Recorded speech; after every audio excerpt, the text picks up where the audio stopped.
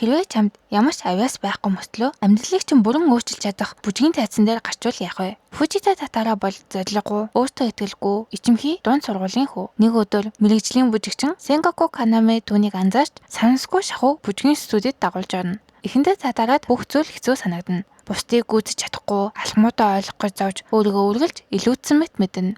Гэхдээ Ханаоко Шизукугийн оргилд хүрэхин төлөө бүхнээ зориулдаг хичээл зүтгэлийг хараад Татарагийн дотор гал асна. Татара өөрийгөө бэлтгэлд бүрэнд ажиллаж олон жил бүжиглсэн хүмүүсийн хэмнэлд хүрэхийн тулд биеэ золтолн шахаж эхэлнэ. Тэмцээн бүрт дарамт улам хүчтэй болно. Тэр хэмнэл, байдлал, хамтын ажиллагаа гэдэл хамтарчтайгаа бүжгээр хэрхэн холбогдохыг сонно. Гэхдээ бүжгийн ертөнц маш хатуу. Энд хөдөлгөөн бүр, үзүүлбэр бүр хамгийн жижиг деталийг хүсэл шүүдэг. Бас Акаги Гажуу шиг асар их өөртөө итгэлтэй, төрөлхийн чадвартай өсөлжөг зөндөө байх ба Татара тэднийг гүйцэх гэж тэмцэнэ. Алхам Татара ямар ч чиглэлгүй хүүгээс бүжгийн талбай дээр гарч хүмүүсийн нүдэнд үнэхээр өвсөж чаддаг нэгэн болон өөрчлөгдөнө. Такаучи Томогийн мангаас сэдвсэн Ballroom Yokosо араасарав цингэнд бүжиг сурах юмсан.